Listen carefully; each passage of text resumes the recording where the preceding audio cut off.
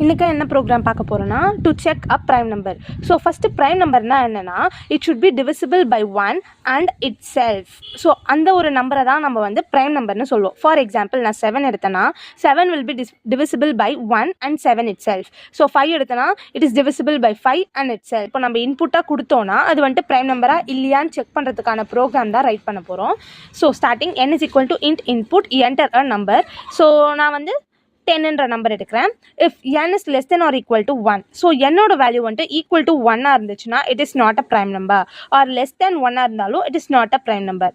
Else is prime is equal to true. That is நம்ம ஒரு assumption இனிஷியலாகவே வச்சுருப்போம். That is இப்போ வந்துட்டு நம்ம கொடுக்குற நம்பர் வந்துட்டு ப்ரைம் நம்பர் தான் அப்படின்றதுக்கான ஒரு அசம்ஷன் வச்சுருக்கோம். So for I in range of 2 to n we continue with 2 to n because நம்ம ஆல்ரெடி 1க்கான ஒரு கண்டிஷனை ப்ரொவைட் பண்ணியாச்சு. ஸோ 2லேருந்து நம்மளோட n வேல்யூ வரைக்கும் ஸோ என்னோட வேல்யூ என்ன 10 அப்போ 9 வரைக்கும் இந்த லூப் ரன் ஆகும்.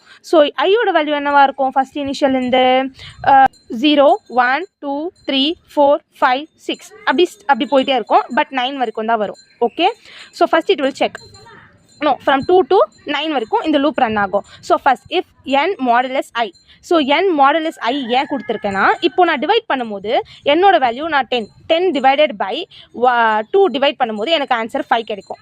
ஆப்வியஸாக எனக்கு வந்துட்டு divisible in their quotient as 5. So if is prime is equal to false it will break and it will print that not a prime. நான் இப்போ நெக்ஸ்ட் எக்ஸாம்பிள் கொடுக்குறேன். For example I am taking 11. So இப்போ நான் 11 எடுக்கும்போது it will not execute this condition. It will come here. It will assume that is prime is equal to true. It will start from 2. First 2ல divisible ஆகுதான்னு check பண்ணும். Next 3ல check பண்ணும், 4ல check பண்ணும், 5ல செக் பண்ணும், 6ல check பண்ணும், 7 போகும், 8 போகும், 9 போகும், 10 போகும். இவ்வளோ செக் பண்ணியும் it is not divisible by these numbers. So 11 is not divisible by these numbers. நம்மளுக்கு ரிமைண்டர் 0வும் கிடைக்காது.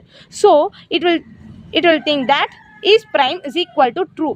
So it will print the condition prime. It is a prime number. So இந்த ப்ரோக்ராம் புரிஞ்சிருக்கும்னு நினைக்கிறேன்.